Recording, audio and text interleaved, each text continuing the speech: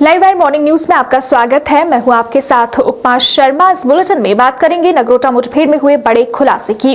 भारत द्वारा पाकिस्तानी उच्चायोग को नगरोटा मुठभेड़ पर तलब करने की चर्चा करेंगे। भाजपा पर लगातार अवामी नेशनल कॉन्फ्रेंस और एनसी द्वारा लगाए जा रहे आरोपों की और जानेंगे कि महबूबा मुफ्ती को रामबीरा नाला जाने से क्यों रोका गया। पर सबसे पहले आई नजर डालते इस वक्त की प्रमुख सुर्खियों पर।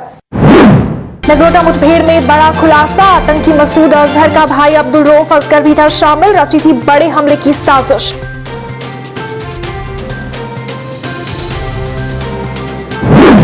नगरोटा आतंकी साजिश पर भारत हुआ सख्त। पाकिस्तानी उच्चायोग के अधिकारी को किया तलब।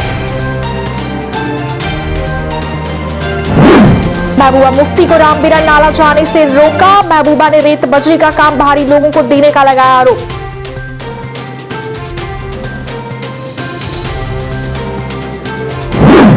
श्रीनगर में यातायात की समस्या को हल करने के लिए किया गया ट्रैफिक अवेयरनेस कैंप का आयोजन। यातायात समस्या को हल करने पर दिया गया जोर।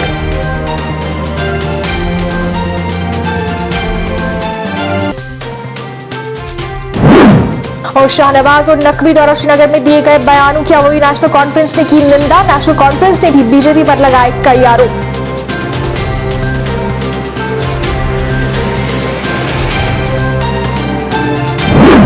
अब समाचार विस्तार से।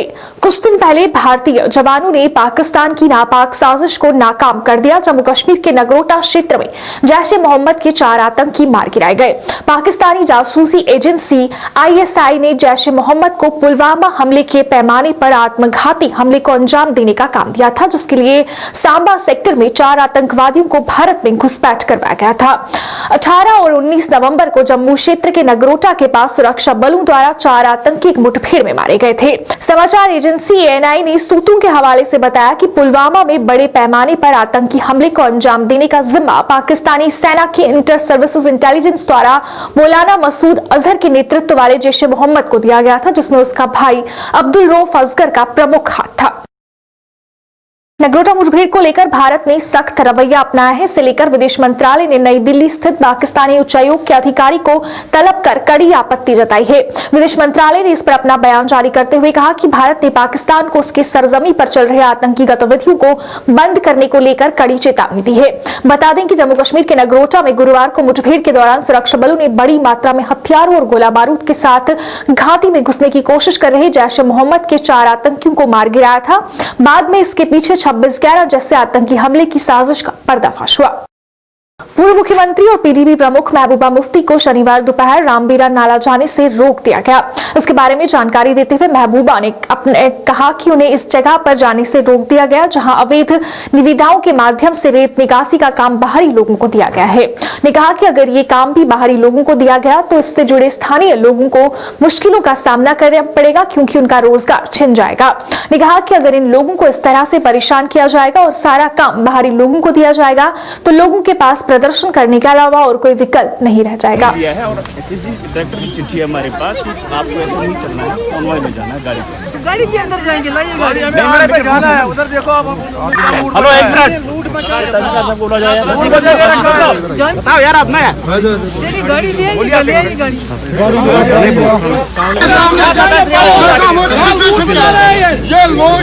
तकरीबन 1 मिनट में तकरीबन 70 ट्रिपर चल रहे हैं। वहाँ भी नालों से बाके लोग आके बाजरी और रेत निकाल रहे हैं। यहाँ भी वही हाल है। वहाँ भी लोग बेरोजगार हो रहे हैं, यहाँ भी लोग बेरोजगार हो रहे हैं। और बाहर से लोग आके यही बाजरी यही रेत हमें 100 गुना कीमत पे बेचते हैं, जिसकी वजह से यहाँ कीमतें बढ़ गई। अगर कोई चीज 500 रुपए का था, आज वो 10,000 रुपए का मिलता है। तो ऐसे कैसे चलेगा? इन्होंने जम्मू कश्मीर को कैद खाना बना के रखा हुआ है और कहते हैं नया कश्मीर। ये नया कश्मीर है, ये नया कश्मीर। इनकी शक्लें देखिए। दिन में 50,000 3 साल में नहीं कमाता हूँ। ये देखिए 50,000 मैंने जुर्माना दिया है। मैं कम 50,000 कमाऊंगा। हालत देखिए। अगर खुदा ना खास्ता अगर ये लोग फिर बाद में तशद्दुद पे उतर आए तो फिर क्या होगा? ये कहाँ जाएंगे ये लोग? आप तो सब्र से 15 लाख मेरा फाइनेंस है। क्या करेगा? 15 लाख इसका फाइनेंस है। इसने हमें जाना है वहाँ, हमें वहाँ जाना है। हमको जाना है आड़े पे, वहाँ जाना है हमको आड़े पे। बड़े सदबाब की आपने देखा, वहाँ जाने ही नहीं दे रहे हैं ये लोग। ये कहाँ जाने देंगे? ये तो मिला हुआ है, इन्होंने पैसे खाए हैं। पूरे जम्मू कश्मीर को कैद खाना बना के रखा है और कहते हैं करप्शन हमने खत्म की। सबसे ज्यादा करप्शन तो यहाँ हो रही है, जो मिली भगत हो रही है यहाँ। श्रीनगर में दिन ब दिन बढ़ती यातायात की समस्या को हल करने के लिए आज ट्रैफिक अवेयरनेस कैंप का आयोजन श्रीनगर में किया गया। इस कैंप में जस्टिस अली मोहम्मद मागरे, जिला विकास आयुक्त श्रीनगर, एसएसपी श्रीनगर सहित कई विभागों के आला अधिकारी मौजूद रहे। जस्टिस अली मोहम्मद मागरे का कहना था कि आज इस कैंप का आयोजन ट्रैफिक की समस्या को हल करने के लिए किया गया है, जिसमें इस समस्या को हल करने पर विचार किया गया। जितने भी स्टेक होल्डर्स है ट्रैफिक मैनेजमेंट के श्रीनगर शहर में, क्योंकि आप देख रहे हैं कि लोगों की शिकायत है कि बहुत इनकन्वीनियंस हो रहा है, ट्रैफिक कंजेशन है, ट्रैफिक जैमिंग है, टाइम पे लोग ऑफिस या बिजनेस अटेंड नहीं कर पाते हैं, हॉस्पिटल जाना हो, इमरजेंसी हो, बहुत मुश्किल है। तो हमने आज जो ये deputy commissioner Srinagar, traffic department, all departments of Srinagar city, head of department जिसमें आप देख रहे हैं प्रोफेसर एंगर साहब हैं सिक्किम से, और सारे प्रिंसिपल्स हैं कॉलेजेस के, स्कूल्स के, ट्रांसपोर्ट डिपार्टमेंट के, ट्रैफिक डिपार्टमेंट के, पुलिस के, सारे स्टेक होल्डर्स को एक जगह जमा किया। एनजीओज और जो ये यूनियंस के लोग हैं, ट्रांसपोर्ट यूनियंस के, उनको यहाँ एक दिन का प्रोग्राम रखा है इन्होंने कि जिसमें अवेयरनेस देंगे इनको, और ट्रैफिक को सेफ्टी के मेजर्स क्या हैं वो भी बताएंगे, और जितने भी वायलेशन है उसके भी बताएंगे कि उसके क्या पेनल कॉन्सिक्वेंसेज है। तो इस मकसद के लिए रखा है ये प्रोग्राम। सर, सोसाइटी का क्या रोल बनता है? जैसे आपने स्पीच में कहा कि बच्चा जिद करता है कि स्कूटी चाहिए। देखिए, सोसाइटी का ही रोल बनता है। कानून तो है किताब में, वायलेशन करता है बाप, पेरेंट्स वायलेशन करते हैं, क्योंकि माइनर बच्चे को वो गाड़ी देते हैं। 18 ईयर्स के जो 18 साल तक बच्चे को कोई गाड़ी नहीं चला सकता है, और क्यों माँ बाप बच्चे को गाड़ी देगा जो माइनर है। और ऐसे भी है कि जो हमारे बच्चे हैं, बहुत सारे लोग सिटी में आप देखेंगे, हमने कहा अभी कि उनकी जरूरत है, टाइम कंस्ट्रेंट है, सिक्योरिटी देते हैं, कोई हेलमेट ही नहीं पहनता है। ये वायलेशन कर रहे हैं कानून की, और इसमें इनको आज हम समझा रहे हैं। यहाँ पे डायरेक्टर स्कूल एजुकेशन है, डायरेक्टर कॉलेजेस हैं, हर स्कूल में, हर कॉलेज में, हर यूनिवर्सिटी में जहां भी हैं, ये बच्चे हमारे ट्रेंड होंगे और ये अवेयरनेस प्रोग्राम स्प्रेड करेंगे through it knock and corner of the city, not only city of Srinagar but every knock and corner of Jammu and Kashmir and Ladakh. वहीं जिला विकास आयुक्त का कहना था कि लोगों को इस ट्रैफिक की समस्या से काफी परेशानी हो रही है और इसे हल करने के लिए ये कदम उठाया गया है। स्मार्ट सिटी की तरफ से कम्युनिटी एंगेजमेंट के एक सीरीज ऑफ प्रोग्राम्स उन इश्यूज पे चल रहे हैं जो सोसाइटी फेस कर रही है। कुछ इंफ्रास्ट्रक्चर के इश्यूज हों, सोशल इश्यूज हों, इकोनॉमिक इश्यूज हैं। तो ट्रैफिक मैनेजमेंट एक सीरियस कंसर्न है। एक तो जो बढ़ती हुई जो ग्रोथ है जो ट्रैफिक का सिटी रोड्स पे, उसके कमेंसरेट जो इंफ्रास्ट्रक्चर डेवलपमेंट करने की ज़रूरत है, आईटी इनिशिएटिव लाने की ज़रूरत है, इंटेलिजेंट ट्रैफिक मैनेजमेंट सिस्टम का है। उसके अलावा एनफोर्समेंट और ट्रैफिक लॉज को अडॉप्ट करने का जो इश्यूज हैं। इसके अलावा डिफरेंट जो स्टेक होल्डर डिपार्टमेंट हमको प्लेटफॉर्म पे लाया कि जैसे ड्रेनेज हैं, जिनको ड्रेनेज का काम करना है रोड के साथ, पावर का या वाटर सप्लाई के जो प्रोजेक्ट्स हैं जिनकी वजह से रोड इफेक्ट होती है, देन ट्रांसपोर्ट यूनियंस हैं, अपार्ट फ्रॉम दैट डिफरेंट जो स्टेक होल्डर्स हैं, टूर एंड ट्रैवल ऑपरेटर्स हो गए, बिजनेस और ट्रेड कम्युनिटी से लोगों को दिया गया कि जिनका सबका डायरेक्टली या इनडायरेक्टली रोड से ताल्लुक है और ट्रैफिक को इम्प्रूवमेंट करने में जो रोल प्ले कर सकते हैं इमरजेंसी मैनेजमेंट सिस्टम में। तो उन सब लोगों से बातचीत की गई ताकि आने वाले दिनों में इनिशिएटिव लिए जा सके ट्रैफिक को। अवामी नेशनल कॉन्फ्रेंस के उप प्रधान मुजफ्फर शाह ने बीजेपी नेता शाहनवाज हुसैन और मुख्तार अब्बास नकवी द्वारा श्रीनगर में दिए बयान की निंदा की और कहा कि आज बीजेपी जो विकास की बात करती है वो कहीं नहीं दिख रहा है।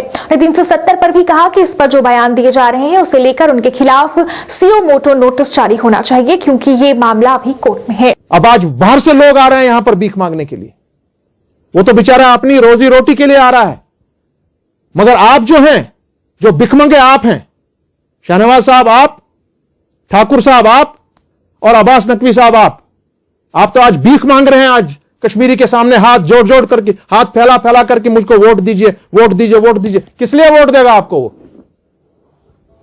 यह मैं पूछना चाह रहा हूं, why should he vote for you? आपने हमारा तशक्कुस उठा दिया,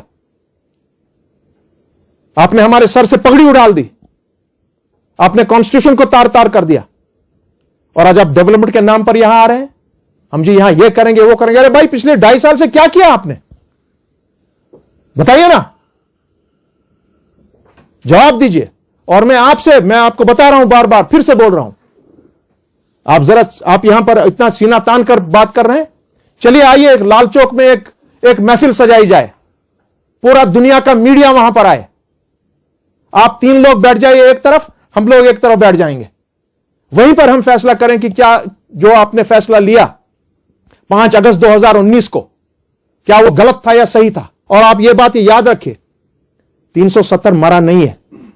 शहनवाज साहब, अब्बास साहब और ठाकुर साहब और आपके माननीय अमित जी, नरेंद्र मोदी जी, आप तो दिन में कम से कम 200 बार 370 का नाम ले रहे हो, तो 370 मरा कहां?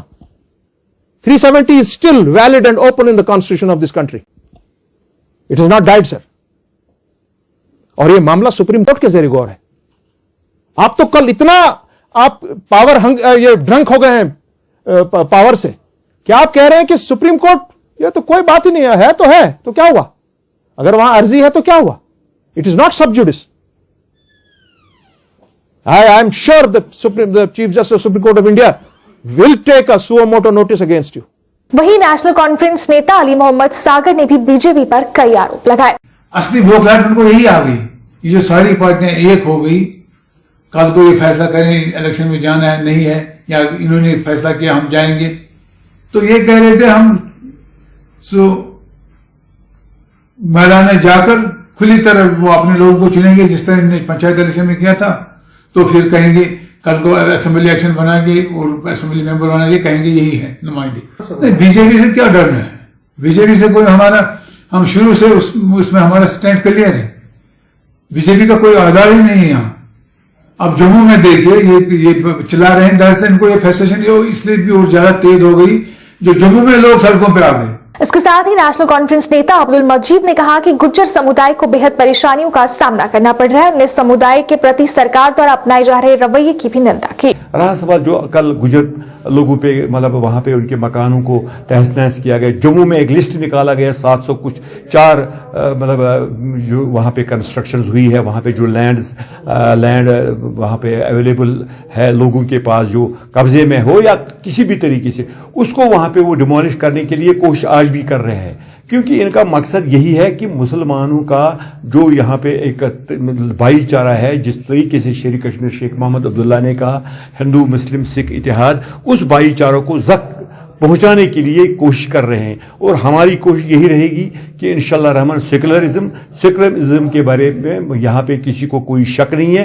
कम्युनलिज्म के बारे में लोग बिल्कुल यहाँ पे पसंद नहीं करते, खासकर 47 से जब शेर कश्मीर शेख मोहम्मद अब्दुल्ला ने यहाँ के हिंदुओं को टनल पर रोक लिया कि आपको यहाँ पे कोई प्रॉब्लम। हिंदुस्तान में सब जगहों पे हिंदू मुस्लिम फसादात थे, सिर्फ जम्मू कश्मीर है जहाँ पे ऐसे फसादात नहीं हुए। नेशनल कॉन्फ्रेंस के वरिष्ठ नेता डॉक्टर सज्जाद शफी ने आज एक पत्रकार वार्ता का आयोजन किया, जिसमें उन्होंने कहा कि उन्हें डीडीसी चुनाव के लिए नामांकन भरने की अनुमति नहीं दी जा रही है। उन्होंने कहा कि वो विधानसभा चुनाव लड़ चुके हैं और 4 बार विधानसभा चुनाव जीत भी चुके हैं। उन्होंने कहा कि डीडीसी चुनाव के लिए उन्हें पर्चा भरने की अनुमति क्यों नहीं दी गई। उन्होंने कहा कि वो अदालत का दरवाजा खटखटाएंगे और अपना न्याय मांगेंगे। उन्होंने कहा कि उनका वोट गारकूट में पंजीकृत है, पर फिर भी उन्हें नामांकन नहीं भरने दिया जा रहा। उन्होंने इस मामले में कार्रवाई की मांग की।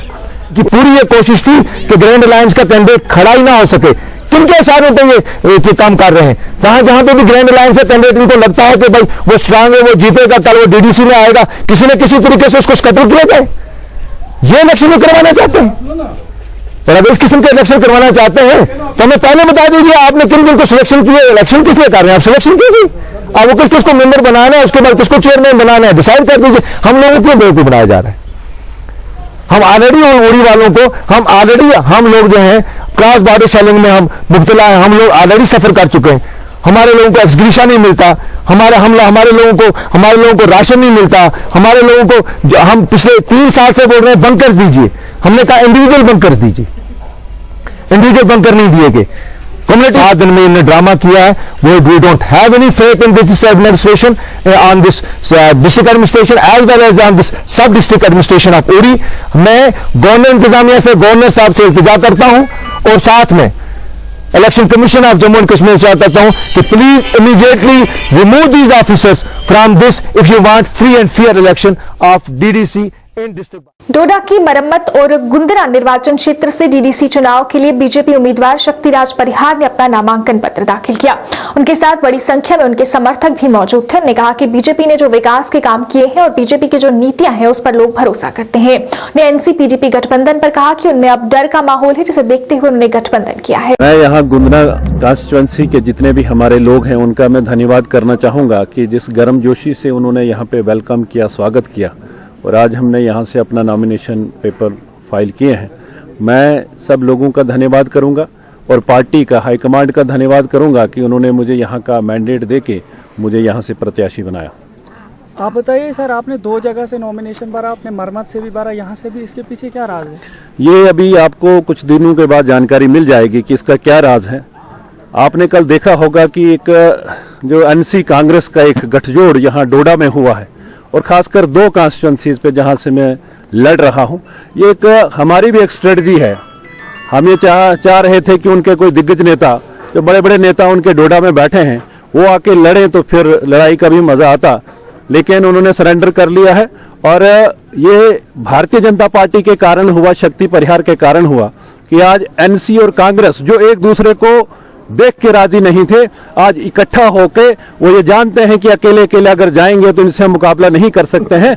आज इकट्ठा होके हमारा मुकाबला करने आए हैं। मैं आज आपने देखा होगा जो पब्लिक, जो भीड़ यहाँ पे जुटी है, मैं ये विश्वास से कहूंगा कि बड़े मार्जिन से भारतीय जनता पार्टी यहाँ जीतेगी। भद्रवाह से डीडीसी चुनाव लड़ रहे शादाब मीर ने अपना नामांकन वापस ले लिया। उनका कहना था कि इन चुनाव में खड़े होने वाले शबीर खान काबिल उम्मीदवार हैं जो क्षेत्र में विकास कर सकते हैं। उन्होंने कहा कि शबीर खान 3 बार गाठा से सरपंच भी रह चुके हैं और क्षेत्र में क्या कमी है इसे बखूबी जानते हैं। उन्होंने कहा कि सभी युवा और वो खुद शबीर खान के साथ हैं और उन्हें पूरा यकीन है कि वो चुनाव में विजयी होंगे और क्षेत्र में विकास करेंगे।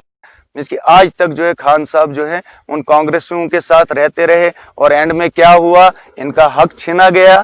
वो क्या वजूहत रही, क्या नहीं रही, बट हम आज भी ये बोल रहा हूं, मैं अपने यूथ से ये मैसेज उनके जरिए भेज रहा हूं कि असल हकदार जो थे वो हमारे शबीर साहब थे। तो इनसे क्यों वो हक छीना गया उसका मुझे पता नहीं है। बाकी हमने कोई ऐसे नहीं है कि हमें मींस की मिल नहीं रहा था तो हम शबीर साहब के पास आए। हम अपनी विलिंग से शबीर साहब के पास आए, पूरा आउटपुट ग्राउंड में देख के आए, पूरी परफॉर्मेंस पिछले 5 से 7 सालों की, जैसे कि ये मींस की 3 टाइम विनर्स सरपंच हैं ये यहाँ अपने उदराना हल्के के। तो ऐसे तो कोई 3 टाइम इलेक्शन नहीं जीत सकता है, कोई और मुझे जीत के दिखाए तो मैं मींस कि उसको बड़ा अप्रिशिएट करूंगा। खान साहब को अब मैं जो है मैंने यही वजूहत देखकर जो है मैंने खान साहब को सपोर्ट करने का सोचा, क्योंकि खान साहब का हक मुझसे ज्यादा बनता है। वहीं इस अवसर पर शबीर खान ने शादाब मीर और बाकी लोगों का उन्हें समर्थन देने के लिए धन्यवाद किया और कहा कि वो क्षेत्र में विकास के लिए काम करेंगे। की रीढ़ की हड्डी होती है, नौजवान जो होता है उस पे मुल्क चलता है, नौजवान जो होता है उस पे इलाका चलता है।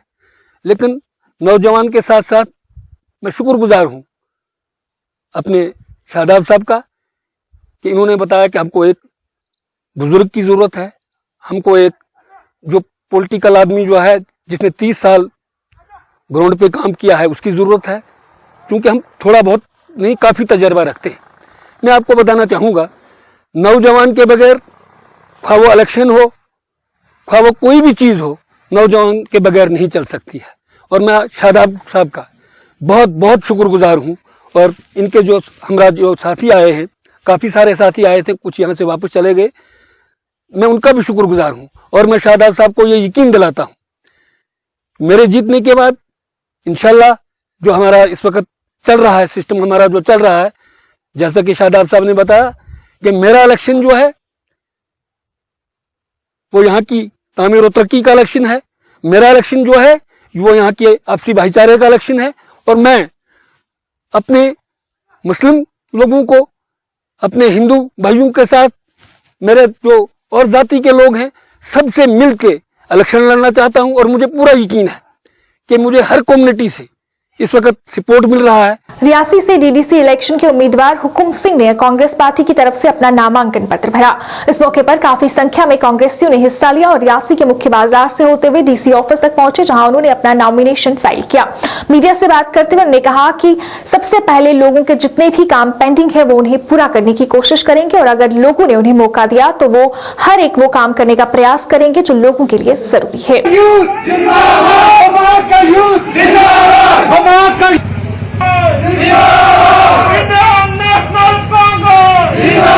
गरीब जनता की सेवा करने का अवसर मिला और साथ में ब्लॉक से आए हुए तमाम कांग्रेस पार्टी के कार्यकर्ता, उनका मैं दिल की गहराइयों से बहुत बहुत अभिनंदन करता हूं, जो अपना कीमती समय निकालकर आज मेरे साथ यहाँ आए।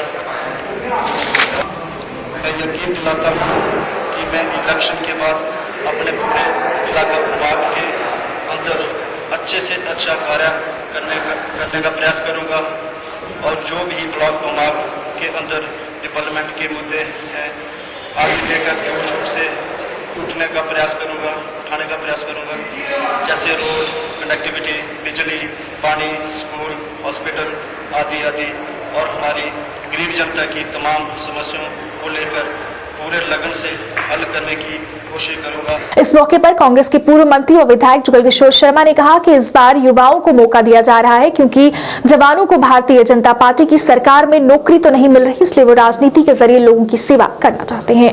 आज हमने विभाग से कैंडिडेट, जो हमारा विभाग है उससे कैंडिडेट है वो हुकुम सिंह है और ग्रेजुएट लड़का है, नया लड़का है और बेरोजगार था। इस मौजूदा जो सरकार है सेंटर की, उसकी नीतियों से, उसकी नीतियों की वजह से, जैसे उन्होंने खुद ही कहा था कि हम सबको नौकरी नहीं दे सकते, तो सबको कहा था कोई चाय बेचे, कोई पकौड़े खाए, पकौड़े बनाए। तो मेरे ख्याल इस लड़के को जब मैंने पूछा, इसने कहा कि जब ये नौकरी नहीं दे सकते तो मैं लोगों की सेवा के लिए बाहर निकलता हूँ, लोगों की विभाग के लोगों के लिए बहुत सी समस्याएं, छोटी छोटी समस्याएं, और वो लीडर बनूंगा, मैं अपने इलाके के अंदर रहूंगा। और मुझे खुशी हुई आज हमने उसको कैंडिडेट बनाया और आज वो आपके सामने, जैसे उसने फार्म भरा, नया लड़का है, नौजवान है, युवा है, पढ़ा लिखा है। जैसे मैं 2002 में आया था, मुझे भी दिल में यही इच्छा थी कि मैं लोगों की सेवा करूं, उसी भावना के साथ ये लड़का यहाँ निकला है। और यहाँ तक मैं समझता हूँ कि ये जो इलेक्शन है बीडीसी की, बीडीसी इलेक्शन, ये हमें भी समझ नहीं आ रहा है कि पिछले दिनों जब ये 3 टायर सिस्टम बनाने के लिए पहले पंच की इलेक्शन हुई, पंच सरपंचों की इलेक्शन हुई, फिर इन्होंने बीडीसी चेयरमैन की इलेक्शन करवाई सेंटर में, भारतीय जनता पार्टी सरकार जो इस वक्त मौजूद है और यहाँ लेफ्टिनेंट गवर्नर बैठे हैं।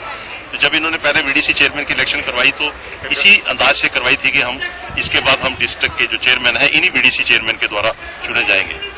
लेकिन अब जो लेटेस्ट जो फैसला किया है, हम भी उसमें पार्टिसिपेशन कर रहे हैं, लेकिन इन्होंने जो फैसला किया है कि अब जो पब्लिक फैसला करेगी, पब्लिक अपना बीडीसी का मेंबर चुनेगी और वो डिस्ट्रिक्ट का जो कमेटी बनेगी उसमें वो उसका रोज सहयोग होगा, वो वोट कास्ट करके डिस्ट्रिक्ट का चेयरमैन बनाएंगे।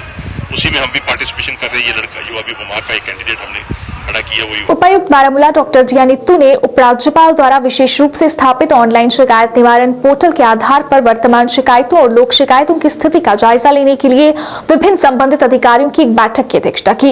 बैठक में एडीडीसी बारामूला एजाज अब्दुल्ला सराफ, एडीसी बारामूला मोहम्मद एहसान मीर, एसटीएफ और विभिन्न विभागों के प्रमुख जिला और क्षेत्रीय अधिकारी शामिल थे।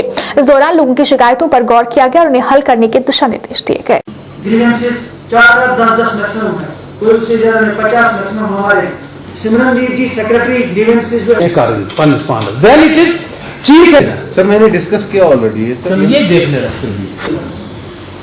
नंबर 2 इसका ट्यूसडे को 3 बजे मैं रिव्यू दे रहा हूं। बीएसएफ द्वारा सांबा में साइकिल रेस का आयोजन किया गया। ये साइकिल रेस श्रीनगर से शुरू हुई थी। इस दौरान बीएसएफ के भी कई अधिकारी मौजूद थे।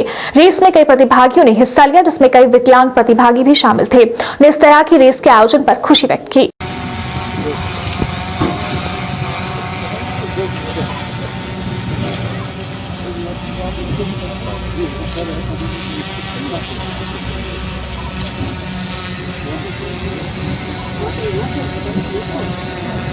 आदित्य मेहता फाउंडेशन टीम के लिए एंड अभी जो बीएसएफ पैरासाइक्लिंग एक्सपीडिशन है वो एएमएफ के साथ कोलैबोरेट करके हम 40 डेज का साइकिलिंग एक्सपीडिशन कर रहे हैं, दाल लेक कश्मीर से लेके कन्याकुमारी तक। इसमें सिविलियंस भी है राइडर्स एंड दिव्यांग बीएसएफ के राइडर्स भी है। एएमएफ एक ऐसी संस्था है, एशिया में फर्स्ट पैरा स्पोर्ट्स संस्था है जहां पर हर एक किस्म की दिव्यांगता या डिसेबिलिटी कहेंगे, चाहे वो हियरिंग हो, स्पीच हो, ऑर्थोपेडिक डिसेबिलिटी हो, वो सभी को हम लोग आदित्य मेहता फाउंडेशन में टैलेंट हंट, हमारा एक नेशनल ट्रेनिंग कैंप होता है हर एक टाइम, उस टाइम हम स्क्रीनिंग करते और उन लोगों को हम स्क्रीनिंग करने के बाद कैटेगरी क्लासिफिकेशन के हिसाब से कौन से स्पोर्ट्स में वो बेस्ट कर सकते हैं, उनको फ्री वहां पर ट्रेनिंग दी जाती है। परमार्थ सर्विस बिफोर सेल्फ एनजीओ द्वारा आज चोपड़ा शॉप उधमपुर में एक रक्तदान शिविर का आयोजन किया गया। इस रक्तदान शिविर में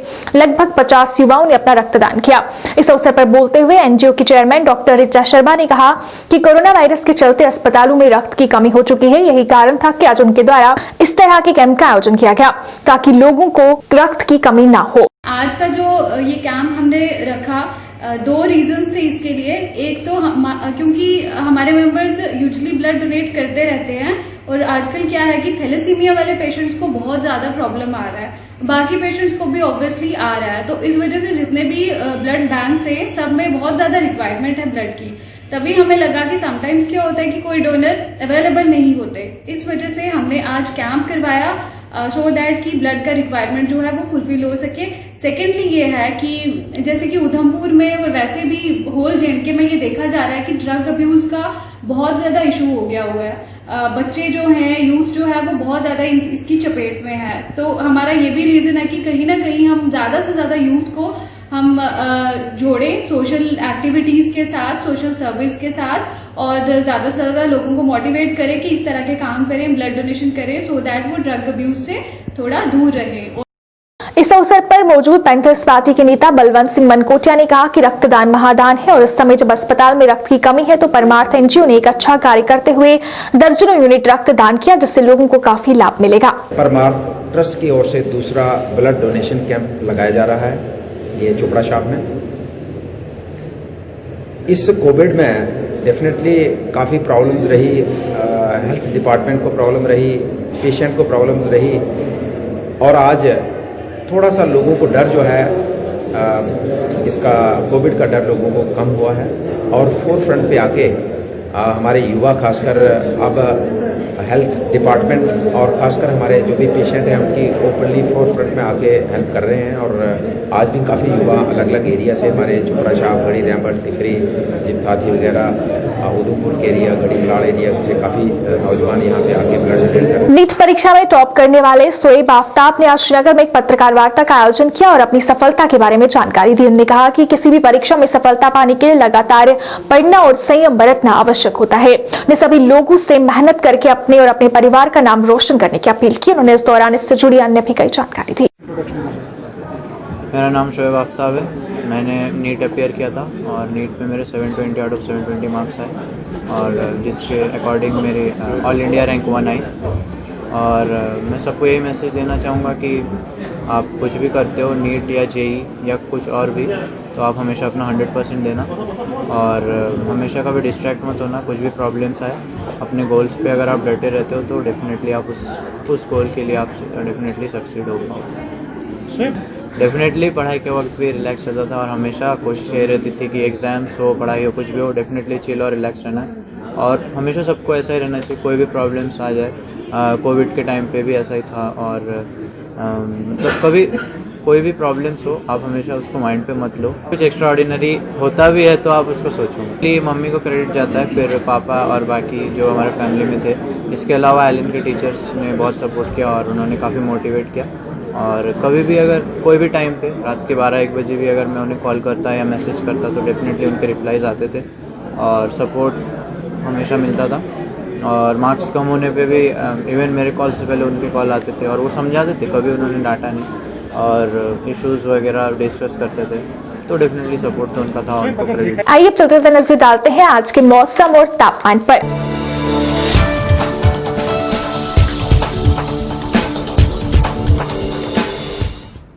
जम्मू में आज का अधिकतम तापमान 23 डिग्री सेल्सियस रहा, जबकि न्यूनतम तापमान 8 डिग्री सेल्सियस दर्ज किया गया। वहीं कश्मीर की बात करें तो कश्मीर में आज का अधिकतम तापमान 10 डिग्री सेल्सियस रहा, जबकि न्यूनतम तापमान -1 डिग्री सेल्सियस दर्ज किया गया। मौसम विभाग के अनुसार आने 24 घंटों के दौरान जम्मू कश्मीर में धूप के साथ साथ हल्के बादल छाए रहेंगे। लाइव वायर मॉर्निंग न्यूज के आज के इस अंक में फिलहाल इतना ही। इसी के साथ मुझे और मेरी पूरी टीम को दीजिए इजाजत और आप देखते रहिए लाइव वायर। नमस्कार।